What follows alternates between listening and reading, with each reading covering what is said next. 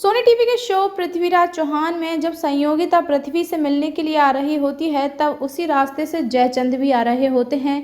अपने पिता जयचंद को देखकर संयोगिता छुप जाती हैं और जय पृथ्वीराज को ये लगता है कि संयोगिता उन्हें ऐसे ही दिख रही हैं। उन्हें लग रहा होता है कि उन्हें भ्रम हुआ है, लेकिन संयोगिता वहाँ पर सच में होती हैं, तो साथ ही उनसे टकरा जाती हैं अबुराज के राजा सलखराज की बेटी इच्छनी। इच्छनी की आंखों में आंसू होते हैं। उन्हें देखकर पृथ्वीराज को काफ़ी दुख होता है। इच्छनी वहां से भागकर झूले पर बैठ जाती हैं और जब पृथ्वी पूछते हैं कि ये नाराज क्यों हैं, ये इतनी उदास क्यों हैं, तब उन्हें पता चलता है कि जब से इनकी माँ की मृत्यु हुई है, तब से ये बहुत ही ज़्यादा दुखी रहती हैं। उसके बाद पृथ्वीराज जाता है इच्छनी के पास और वहीं पर बैठ जाता है और उन्हें एक कहानी सुनाता है। उस कहानी को सुनकर काफ़ी ज़्यादा खुश हो जाती हैं इच्छनी। वो अपने पिता के बारे में भी बताते हैं कि तुमने अपनी माँ को खोया है और हमने अपने पिता को खोया है।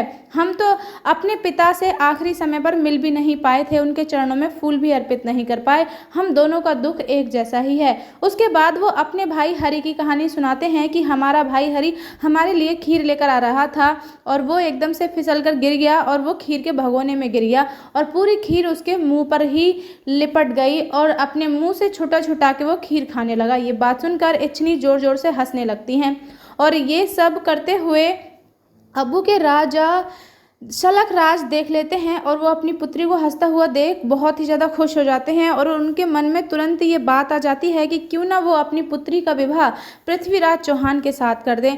और जब संधि के विषय में वो सोच रहे होते हैं कि दोनों राजाओं में से जयचंद और पृथ्वीराज के संधि में से किसका साथ दें और किसका नहीं, उन्हें समझ नहीं आता है और आखिरकार सलखराज ये फैसला कर लेते हैं कि वो पृथ्वीराज का ही साथ देंगे और अपनी बेटी के लिए आगे हाथ भी बढ़ाएंगे उनसे विवाह के लिए। और ये फैसला मंजूर हो जाता है पृथ्वी को। लेकिन दूसरी तरफ संयोगिता कैसे भी करके पृथ्वी से मुलाकात करना चाहती हैं, लेकिन उनकी मुलाकात नहीं हो पाती है पृथ्वी से।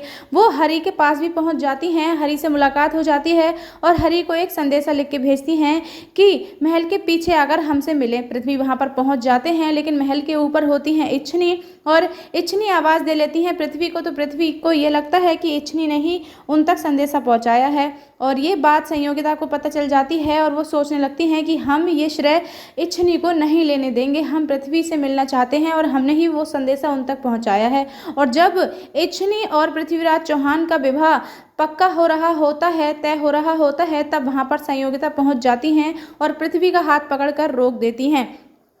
संयोगिता को सब लोग जब देखते हैं तब सभी के सभी शौक हो जाते हैं और फिर उसके बाद जयचंद से पूछा जाता है कि आपने तो मना किया था कि आपकी पुत्री नहीं आई है आपके साथ। तब जयचंद कहते हैं कि इसका जवाब तो संयोगिता ही देगी। देखना काफ़ी इंटरेस्टिंग होगा कि अब संयोगिता क्या जवाब देती हैं और पृथ्वी को क्या वो सच्चाई बता पाएंगी, क्या उनके साथ धोखा हुआ है, ये सब पृथ्वी समझ पाएंगे।